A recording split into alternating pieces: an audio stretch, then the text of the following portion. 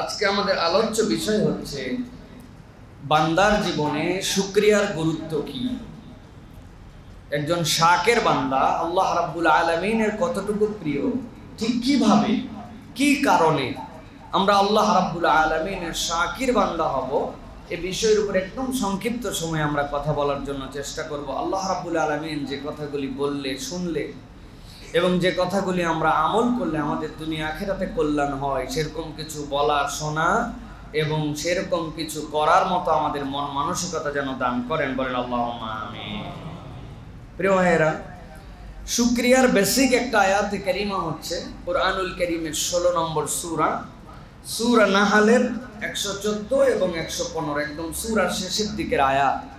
যে আয়াতে কারিমার মধ্যে আল্লাহ রাব্বুল আলামিন নিজেই নির্দেশ দিচ্ছেন যে বান্দা, আমি তোমাদেরকে প্রাথমিকভাবে আল্লাহ রাব্বুল আলামিনের কৃতজ্ঞ হওয়ার জন্য নির্দেশনা দিচ্ছি এবং আমি আল্লাহ আদেশ করছি যে তোমরা তোমাদের রব কর্তৃক ঘোষিত হালাল খাদ্য ভক্ষণ করো। কেউ যদি হালাল খাবার খায় আর কেউ যদি তার রবের প্রতি কৃতজ্ঞতায় অবনত মস্তকে থাকে, আল্লাহ বলছেন বান্দার জীবনে আল্লাহর ওলি হওয়ার জন্য এটাই যথেষ্ট।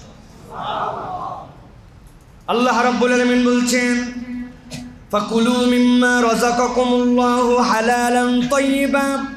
আল্লাহ বলছেন, ও দুনিয়ার মানুষ, তোমার রব তোমাদের জন্য যে হালাল সম্পদ দিলেন, হালাল খাদ্য দিলেন, আল্লাহ নির্দেশ দিচ্ছেন তোমরা হালাল খাও। কেবল হালাল নয়, আল্লাহ বলছেন হালালান তাইয়্যিবা।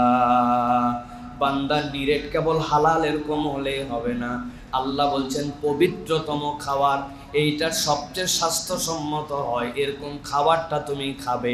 এটা তোমার রব আল্লাহ রাব্বুল আলামিনের নির্দেশনা।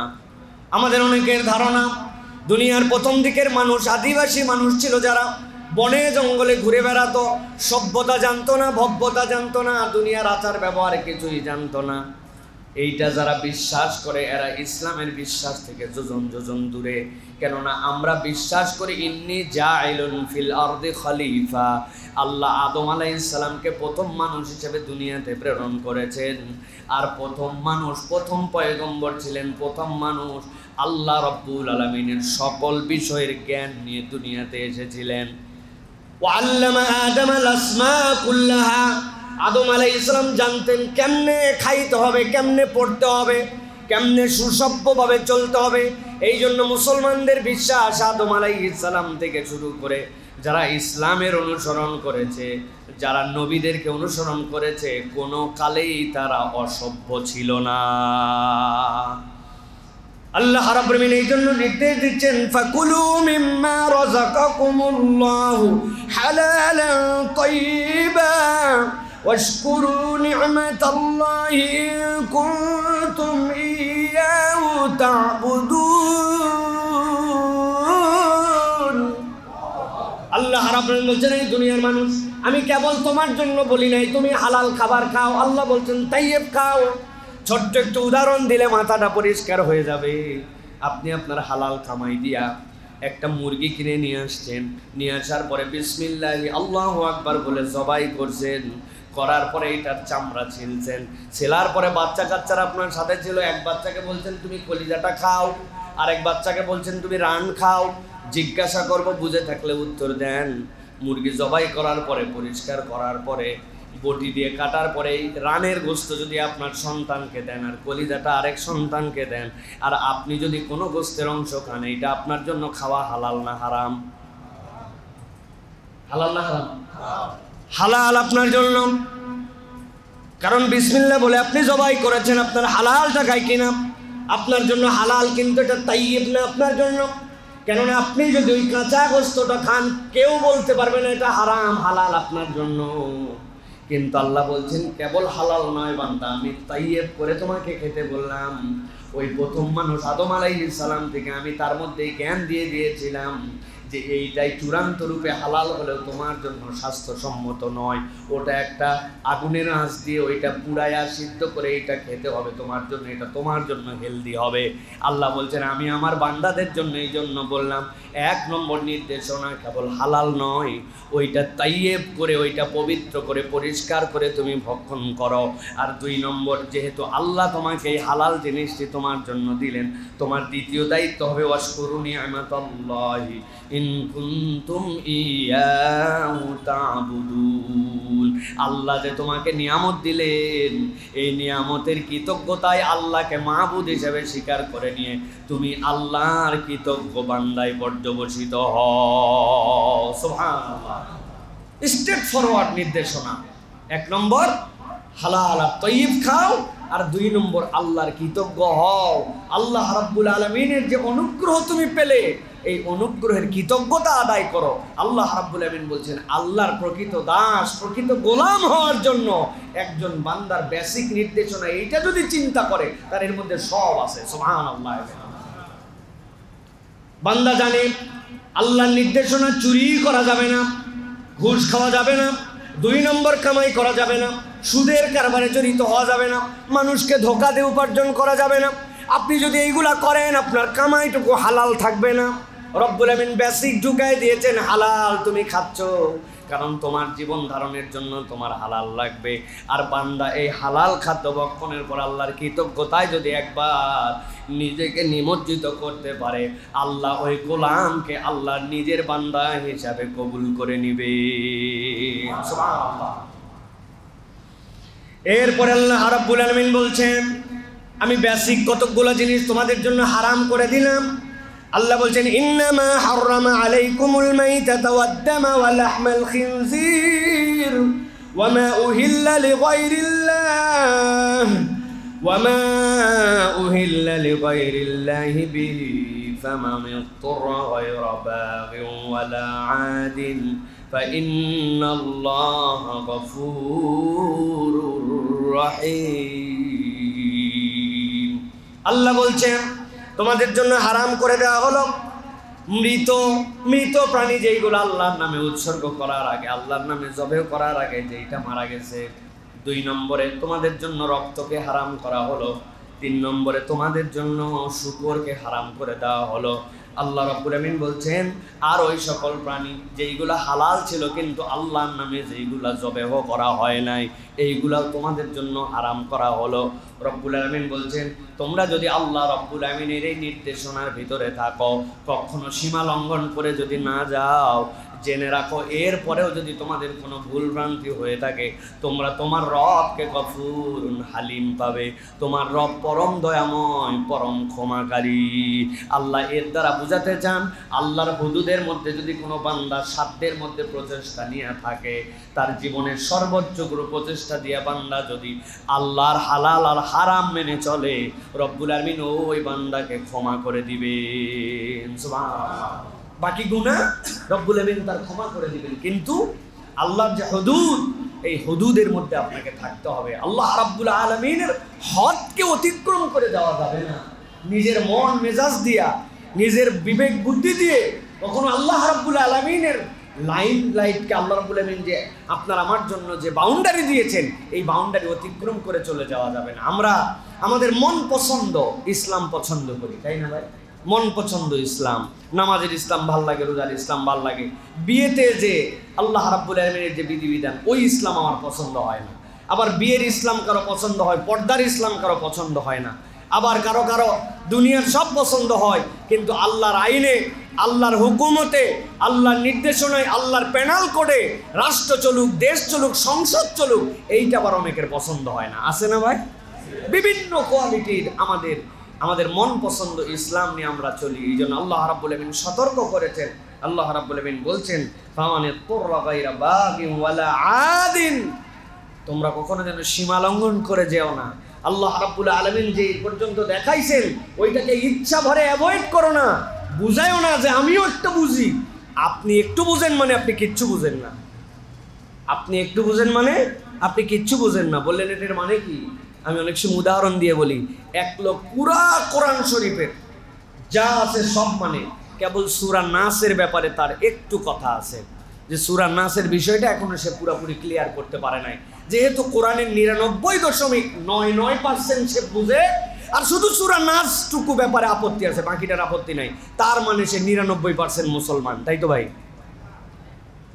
সূরা নাস নিয়েও তার আপত্তি নাই, শেষের দিকে ওই মালিকিন নাস ইলাহিন নাস মিন শারিল ওয়াসওয়াসিল খান্নাস আল্লাযী ইউওয়াসওয়িসু ফি সুদুরিন নাস, এইটুক নিয়ে একটু কথা আছে। ইউওয়াসওয়িসু এটা বোঝে না, সে চিন্তা করছে এটা নিয়ে আরো গবেষণা করে আমি একটা সিদ্ধান্তে আসবো, তাহলে সে 99.99% মুসলমান, তাই তো?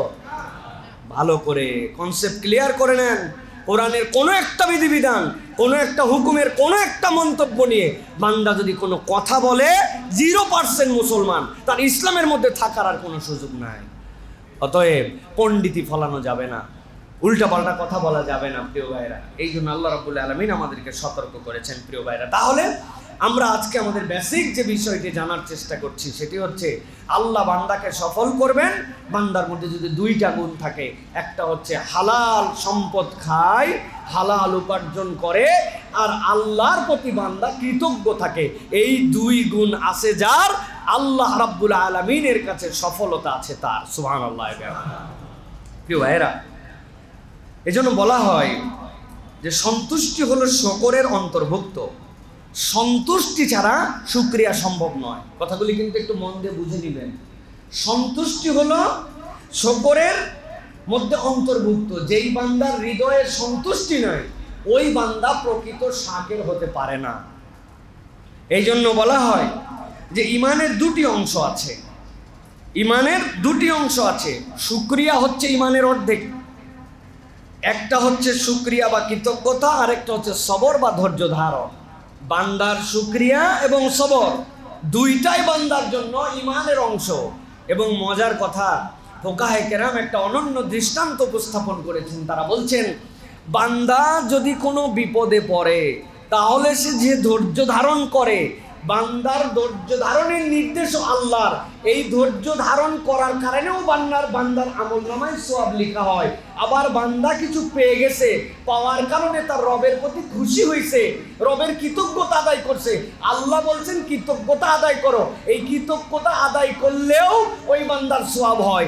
এই জন্য বলা হয় মুমিনের বিষয়টা কতই না সৌন্দর্য, বিপদে পড়লেও সওয়াব, খুশি হলেও সওয়াব। সুবহানাল্লাহ। সোয়াবের বাহিরে ওর কোনো অবস্থান নাই। আল্লাহু আকবার।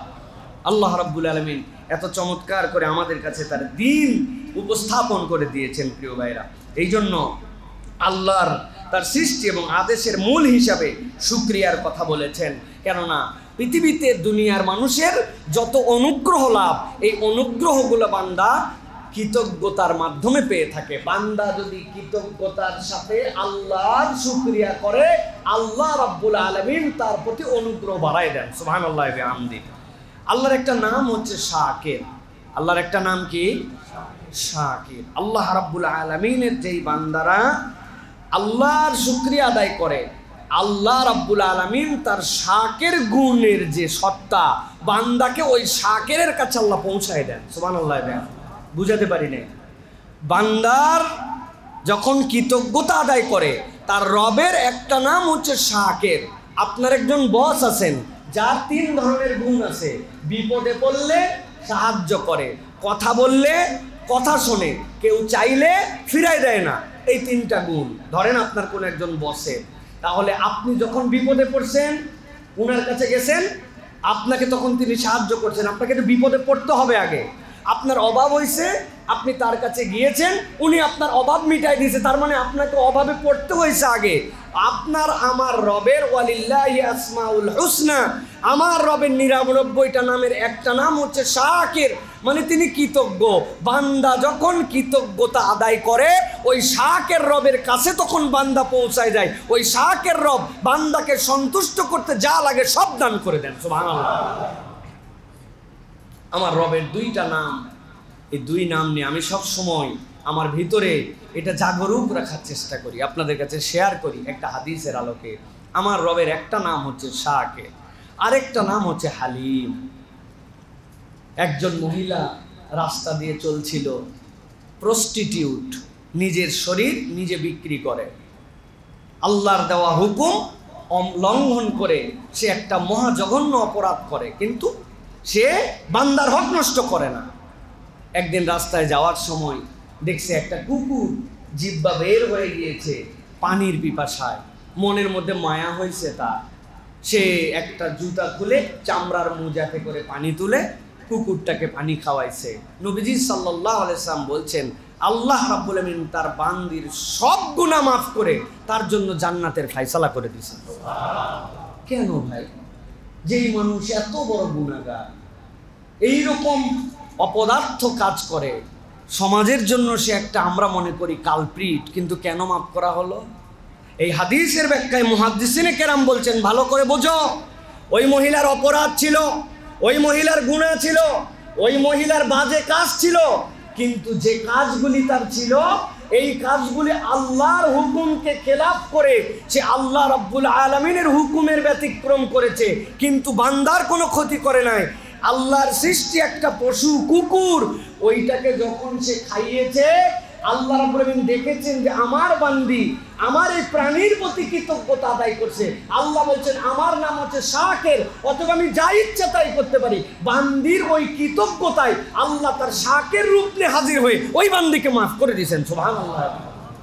ফিল করেন কৃতজ্ঞতা আদায় করলে আল্লাহ রাব্বুল আলামিন কি দিতে পারেন। এটা হচ্ছে আল্লাহ রাব্বুল আলামিনের দান। খেয়াল রাখবেন, আপনার রব হচ্ছেন হালিম। হালিম মানে কি? হালিম মানে হচ্ছে যিনি আপনার অনুভূতি বোঝেন। হালিম মানে নরম কেবল নয়, হালিম মানে কোমল কেবল নয়, হালিম মানে যিনি আপনার ফিলিংস বোঝেন।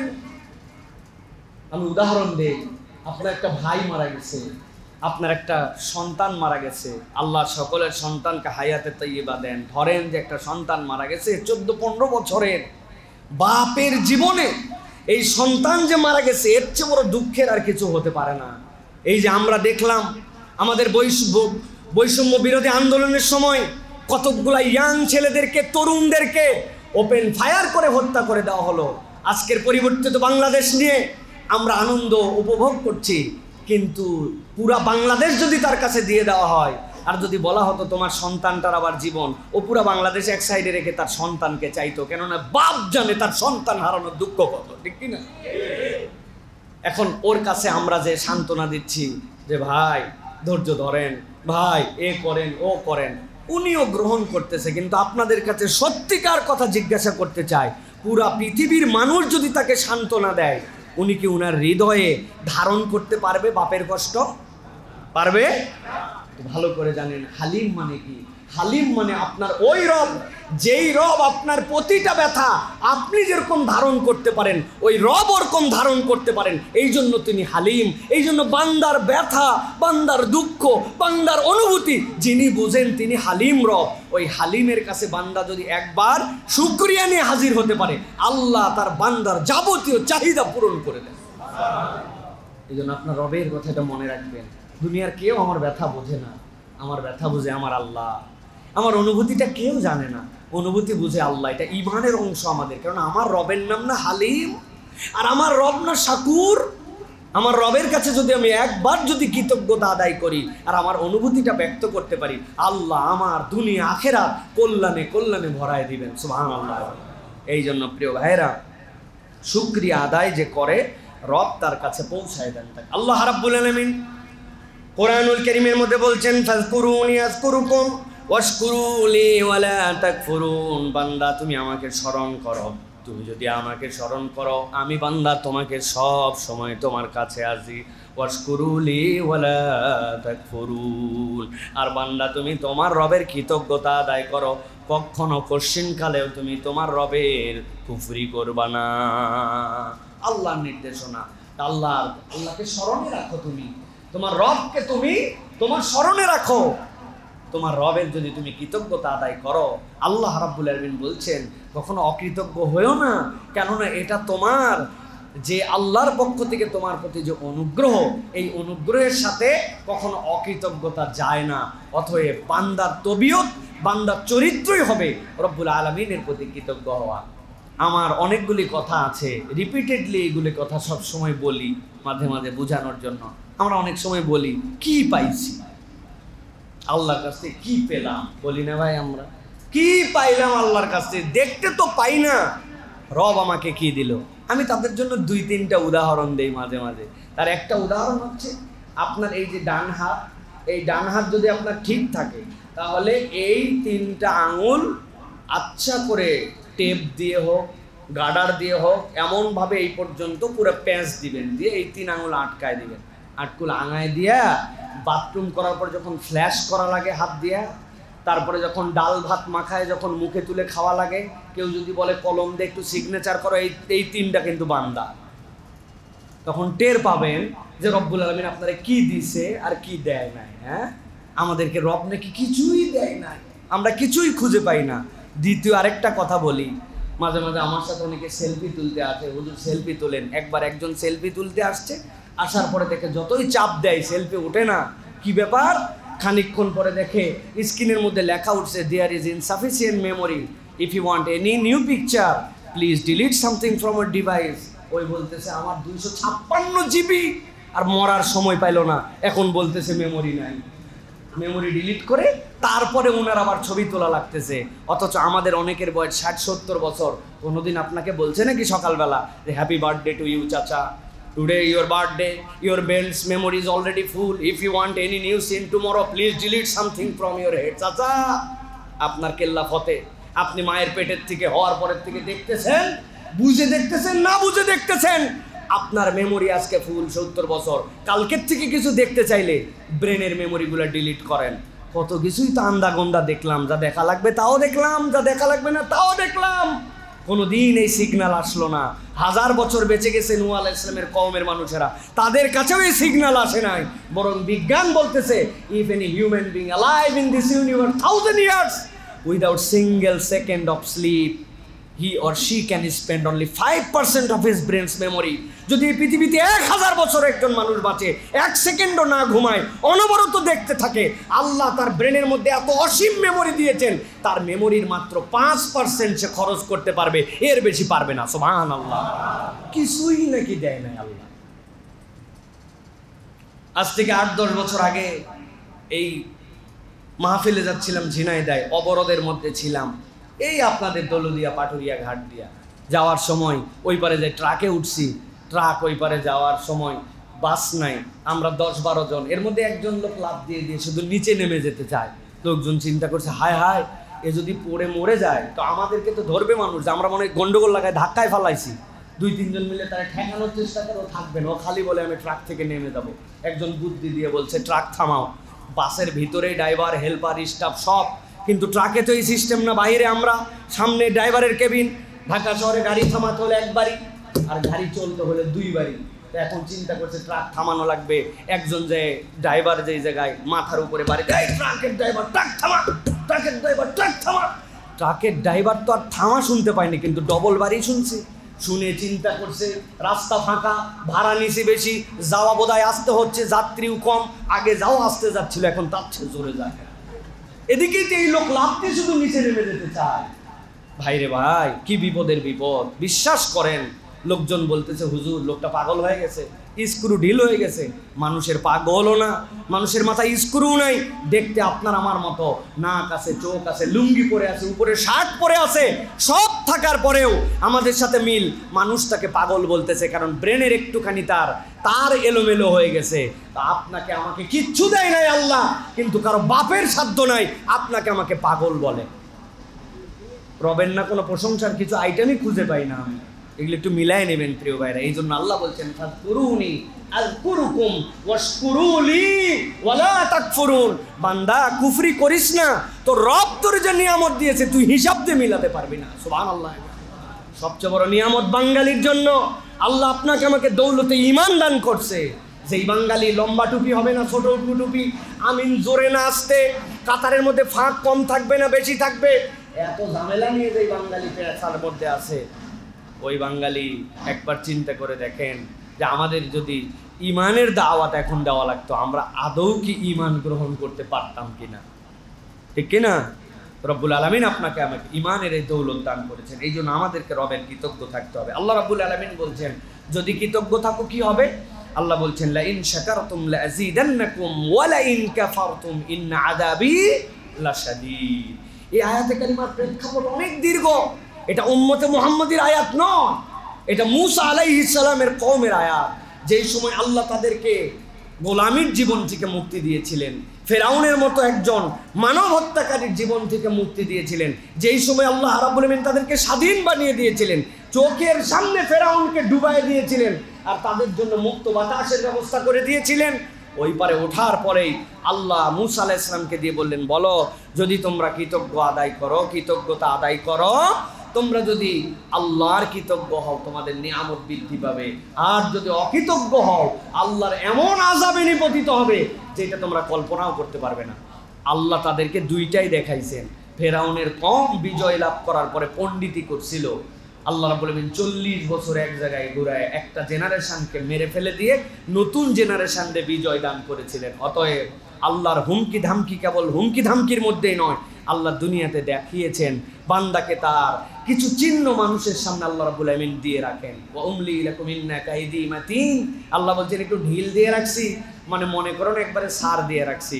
কত বড় বড় ঘটনা ঘটলো, কিছুই হলো না, কিন্তু কয়টা পোলাপান কি এক আন্দোলন দাঁড় করাইছিল, সেখান থেকে আল্লাহ রাব্বুল আলামিন এমন থাপ্পড় দেওয়া দিলেন যে এই থাপ্পড় কোনোদিন আর উঠবে না। এই থাপ্পড় আর কোনোদিন উঠবে ভাই?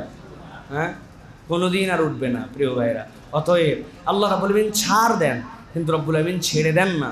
আমরা যেন কখনো চূড়ান্ত অকৃতজ্ঞ না হয়ে যায়, আমরা যেন পাশবিক মানুষ না হয়ে যায়, আমরা যেন ধরাকে সরাজ্ঞান না করে ফেলি যে পাইছি তো পাইছি, আমি পাইছি, এটা যেন না করি। রব্বুল আলামিন কিন্তু এই উচিত শিক্ষা রব্বুল আলামিন দিয়ে ফেলেন। এই জন্য আল্লাহ রাব্বুল আলামিন বলছেন তোমরা কৃতজ্ঞ হও, অকৃতজ্ঞ হও না। শুকর করলে কি মিলে? আল্লাহ রাব্বুল আলামিন একটা চমৎকার কথা বলেছেন সূরা ইনসানের মধ্যে, 76 নম্বর সূরা, এই সূরার 22 নম্বর আয়াতের মধ্যে আল্লাহ বলছেন, ইন্না হাযা কানা লাকুম জাযাআন ওয়া কানা সা'য়ুকুম মাশকুরা। আল্লাহ বলছেন বান্দা যদি আল্লাহর কৃতজ্ঞ হয়, আমি রব তোমাদের জন্য জানাই রাখলাম তোমাদের জন্য পুরস্কার থাকবে, আর তোমাদের যে উত্তম প্রচেষ্টাটা তুমি করেছো আল্লাহর কৃতজ্ঞতা আদায়ের, আল্লাহ বলছেন এই প্রচেষ্টার স্বীকৃতিটাও আল্লাহ রাব্বুল আলামিন তোমাকে দিয়ে দিবেন। সুবহানাল্লাহ, কি সুবহানাল্লাহ! এইগুলো আসলে হৃদয়ে অনুভব করার কথা। কানা সাইয়ুহুম মাশকুরা, এটা হচ্ছে আপনি কৃতজ্ঞ হচ্ছেন, আল্লাহ রাব্বুল আলামিন এর জন্য আপনাকে রিওয়ার্ড দিবেন। আবার আপনি যে কৃতজ্ঞ হচ্ছেন এইটার জন্য আল্লাহ আপনাকে কৃতজ্ঞ বান্দার স্বীকৃতিও দান করবেন। সুবহানাল্লাহ! কি অদ্ভুত রব্বুল আলামিনের দান, কি অদ্ভুত রব্বুল আলামিনের ঘোষণা আপনার আমার জন্য। বান্দা নিজের স্বার্থে বলতেছে রব্বানা আতিনা ফিদ দুনিয়া হাসানা, কিন্তু আল্লাহ বলছেন বান্দা তুই যদি বুঝে থাকিস আর হৃদয়ে অনুভব করিস, এর মধ্যে যা আছে তুই কল্পনাই করতে পারবি না। রব্বানা আতিনা ফিদ দুনিয়া হাসানা বলতে হবে আপনাদেরকে। এই দোয়াটা কোথায় আছে? কোরআনে। কোথায় আছে? এই দোয়াটা শিখিয়েছেন কে? এই দোয়াটা কবুল করবেন কে? এই দোয়াটা করার নির্দেশনা দিয়েছেন কে? অবাক বিষয়, যে আল্লাহ কবুল করবেন, যে আল্লাহর কাছে গৃহীত হবে, ওই আল্লাহ শিখাই দিচ্ছেন তুমি বলো। সেই আল্লাহ রাব্বুল আলামিন এই জন্য বলছেন ওয়া কানা সাইয়ুহুম মাশকুরা। বান্দা কৃতজ্ঞতার কথা বলছি, কিন্তু তুই যে কৃতজ্ঞতার রাস্তায় গেছিস এইটাও আল্লাহর কাছে একটা ইবাদত হিসেবে লেখা থাকবে। সুবহানাল্লাহ! রব এইভাবে আমাদেরকে দিতে চান প্রিয় ভাইরা। আল্লাহ রাব্বুল আলামিন এই জন্য বলছেন ওয়া ইন তাশকুরু ইয়ারদাহ লাকুম, বান্দা ইয়ারদাহ লাকুম, তুমি যদি আল্লাহর কৃতজ্ঞ হও, রব ঘোষণা দিচ্ছেন আল্লাহ তোমার প্রতি খুশি হয়ে যাবেন। সুবহানাল্লাহ! রব্বুল আলামিন তোমার প্রতি খুশি হয়ে যাবেন। নবীজি সাল্লাল্লাহু আলাইহি সাল্লাম রাতকে রাত নামাজে দাঁড়িয়ে থাকতেন। হাদিসের মধ্যে আসছে নবীজি সাল্লাল্লাহু আলাইহি সাল্লাম সিজদাগুলো এমন দীর্ঘ করতেন, আয়েশা সিদ্দিকা রাদিয়াল্লাহু তাআলা আনহা বলছেন আমি তো অবাক হয়ে গিয়েছিলাম যে আমার নবী কি জীবিত আছেন কিনা। একটুখানি হাত দিয়ে ধাক্কা দেওয়ার পরে দেখি নবীজির মাথাটা একটু নড়লো, তখন বুঝলাম নবীজি সাল্লাল্লাহু আলাইহি সাল্লাম জীবিত আছেন। নবীজি এমন পরিমাণ দাঁড়াইতেন রাত্রে পা মোবারকগুলা ফুলে যেত। সাহাবায়ে কেরাম নবীজির রোজা রাখা দেখে, নবীজির এই পরিশ্রম দেখে আসার পরে রাসূলুল্লাহ সাল্লাল্লাহু আলাইহি ওয়াসাল্লামকে বলেছেন ইয়া রাসূলুল্লাহ ইয়া হাবিবাল্লাহ, আপনার তো রব্বুল আলামিন অ্যাকাউন্টের মধ্যে গুনাই দেন নাই, আপনার গুনার অ্যাকাউন্টকে ক্লোজ করে দেওয়া হয়েছে, কোনো শয়তান আপনার সাথে আসতেই পারে না। করিন নামে যে শয়তান প্রত্যেক বান্দার সাথে থাকে, নবীজির দাওয়াতে নবীজির সাথে যেইটা ছিল সেইটা ঈমান এনে ফেলেছে। অতএব আপনার এত কষ্ট এত পরিশ্রম এইগুলার কারণ কি ইয়া রাসূলুল্লাহ ইয়া হাবিবাল্লাহ? নবীজি উত্তর দিয়েছেন আফালা কুনু আবদান শাকুরা, আমার রব যে আমাকে এত মর্যাদা দিলেন, আমার জন্য এত নিয়ামত দিলেন, আমি কি আমার রবের কৃতজ্ঞ বান্দা হব না? নবীজি যেই জায়গায় আল্লাহর কৃতজ্ঞ বান্দা হওয়ার জন্য সবচেয়ে বড় প্রচেষ্টা করেছেন, সেখানে আপনার আমার জীবন ভর্তি গুনাহ, ডানে গুনাহ বামে গুনাহ, ছোট থেকে এখন পর্যন্ত গুনাহ। এত কিছুর পরেও আপনার রব আপনাকে আমাকে যে অক্সিজেন দেন, আপনাকে আমাকে যে সূর্যের তাপ দেন, আলো দেন, আপনাকে আমাকে জমিনের বুকে ধ্বংস না করে দিয়ে এখন পর্যন্ত চলাফেরার তৌফিক দিয়েছেন, তাহলে একটু হিসাব মিলায়ে দেখতে হবে আপনাকে আমাকে আপনার আমার রবের জন্য কত বেশি কৃতজ্ঞ হতে হবে, ঠিক কি না? রব্বুল আলামিন যেটা আমাকে দিচ্ছেন, মনে করেন না একটু দান করছি, খরচ করছি, আল্লাহর ঘরে আছি, নামাজ কালাম পড়ি, এই জন্য মনে হয় আমার রব আমাকে দিতে বাধ্য, এটা যদি ভাবেন ধ্বংস অনিবার্য। বাচ্চা হারুনুর রশিদ, তার কাছে সারা দেশের মানুষ জানতো, কেউ কোনো তোহফা নিয়ে গেলে, কোনো কিছু নিয়ে গেলে উনি ব্যাপক আশরাফি দিয়ে তাদেরকে খুশি করে দিতেন। প্রান্তিক জনপদের এক কৃষক, তার বউ তাকে বলছে, কত লোক বাচ্চা হারুনুর রশিদের কাছে এই সেই হাদিয়া নিয়ে যায়, তার থেকে দ্বিগুণ হাদিয়া নিয়ে চলে আসলো। ভাগ্যের পরিবর্তন হয়ে গেল, তুমি একটু কিছু নিয়ে যাও না, ওই আমাদেরই সংসার চলে না, আমি আবার কি নিয়ে যাব? বউ বলছে, শোনো, বাচ্চা হারুন রশিদ থাকে শহরে, আর আমরা থাকি প্রান্তিক এক গ্রামে, যার পাশে আছে একটা প্রাকৃতিক ঝর্ণা। বাচ্চা হারুন রশিদ যাই পাক, এত মিষ্টি পানি, এত সুস্বাদু পানি পায় না। তুমি এক কলসি পানি তোমাকে দিয়ে দিচ্ছি, তুমি এক কলসি পানি হাদিয়া নিয়ে চলে যাও। বউয়ের বুদ্ধিতে উনি এক কলসি পানি হাদিয়া নিয়ে কান্দের মধ্যে নিয়ে চলতে শুরু করছে।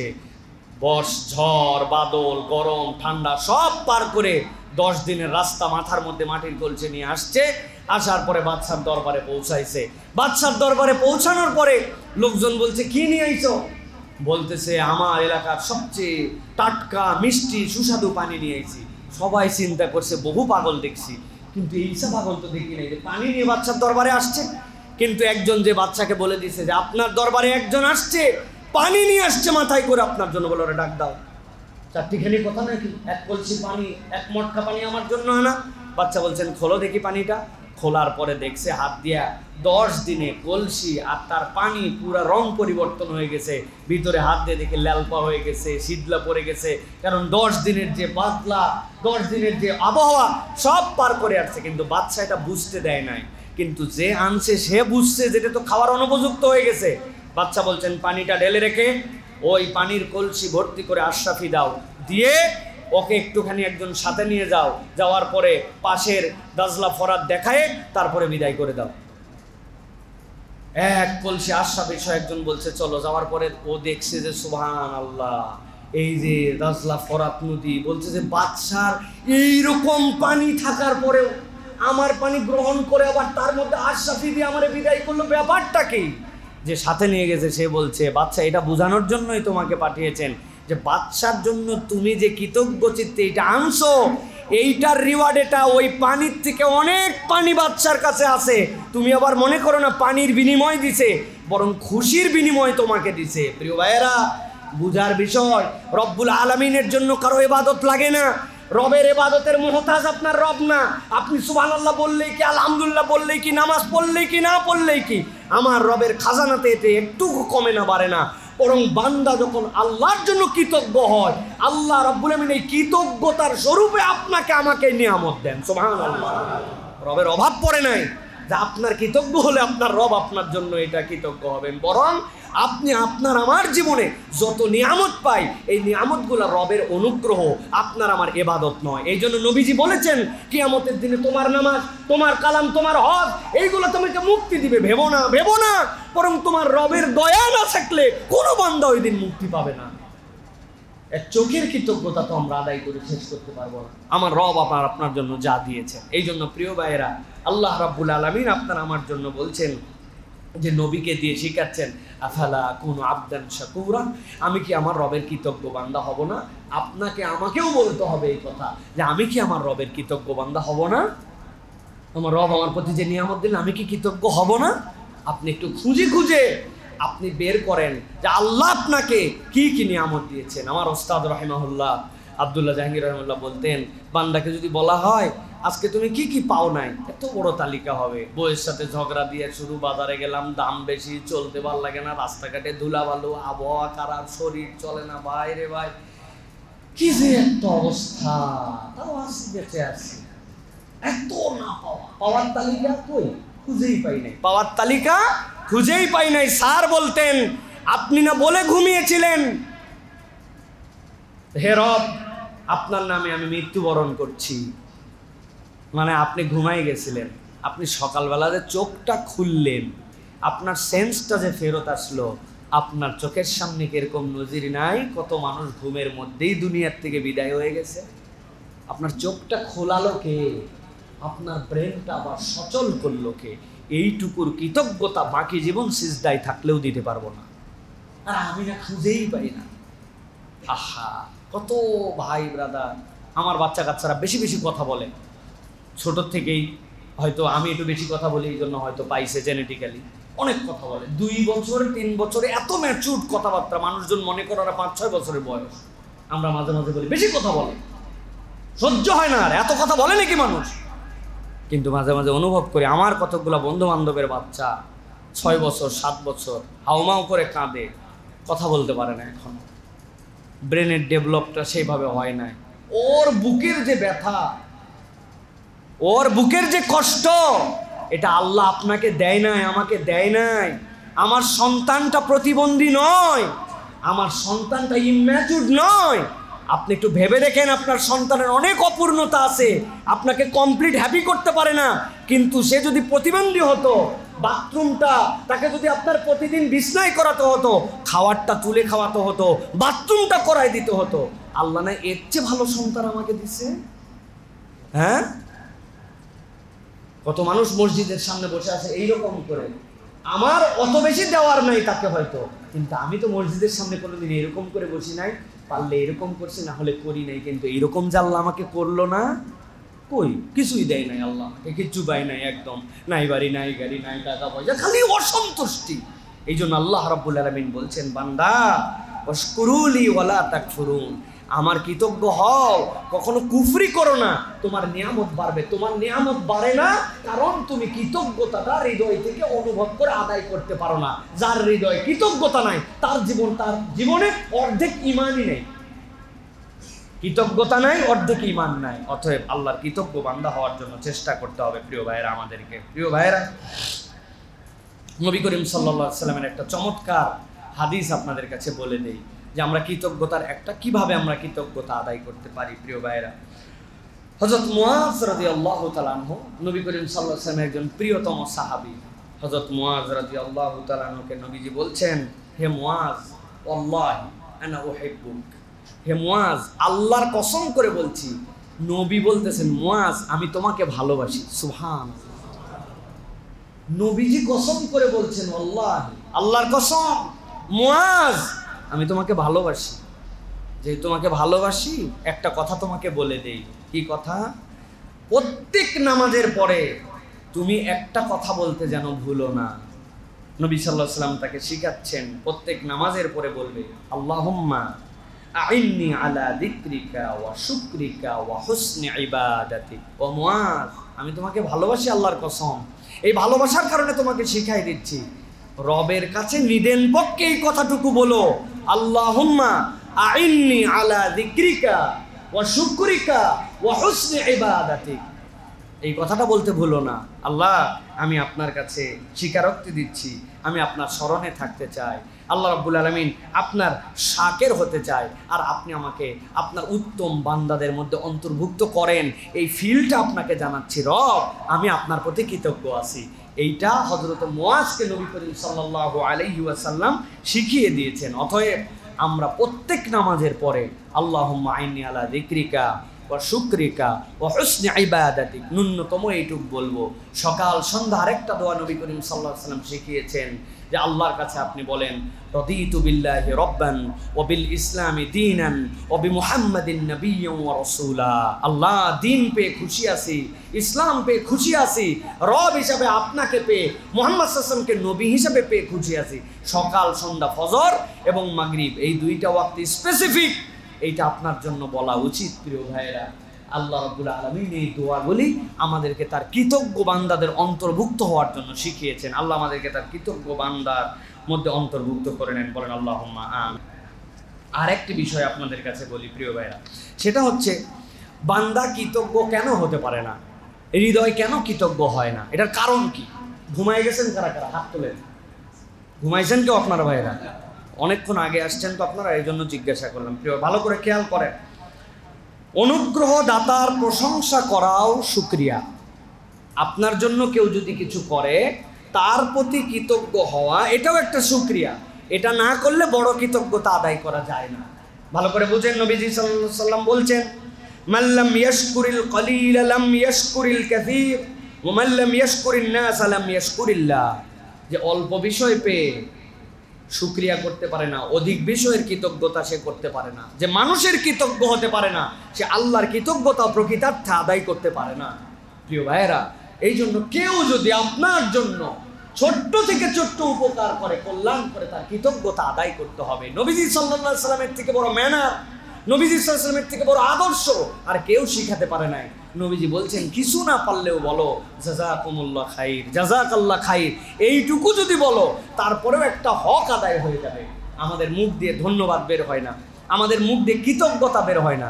একজন আপনাকে একটা মেসেজ পাঠাইছে, দেখছি তো না, আপনি তার একটা রিয়াক্ট অন্তত পক্ষে দিতে পারেন, যে এইটা আমি একটা রিয়াক্ট করলাম তাকে, যে আমাকে উনি একটা মেসেজ পাঠিয়েছেন, আমি এটা নিলাম। এইটুকু ন্যূনতম একটা কৃতজ্ঞতা আপনার পক্ষ থেকে, মানুষকে ধন্যবাদ দেওয়া, কেউ আপনার জন্য একটুখানি কল্যাণ করেছে তাকে ন্যূনতম উপকার করা। এটা লেয়ারগুলো আপনাদের কাছে বলেছি এর আগে, যে কমসে কম 4টা ধরন আছে।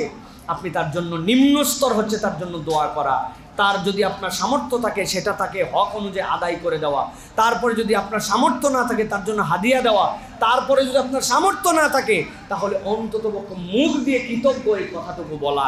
এটা রাসূলুল্লাহ সাল্লাল্লাহু আলাইহি ওয়াসাল্লামের শেখানো ম্যানার্স আমাদের জন্য, কিন্তু আমরা এটা আদায় করি না। এইটা যদি আদায় না করি, রবের কৃতজ্ঞতা পূর্ণভাবে আমরা আদায় করতে পারবো না। এটা কিন্তু মাথার মধ্যে আমাদের গেঁথে রাখতে হবে প্রিয় ভাইরা। এই জন্য বলা হয় যে আমরা আল্লাহ রাব্বুল আলামিনের কৃতজ্ঞ না হলে, আমরা কখন আল্লাহর কৃতজ্ঞ হতে চাইলে দুনিয়ার মানুষের কৃতজ্ঞ হতে হবে। আল্লাহ যেন আমাদেরকে তৌফিক দান করেন।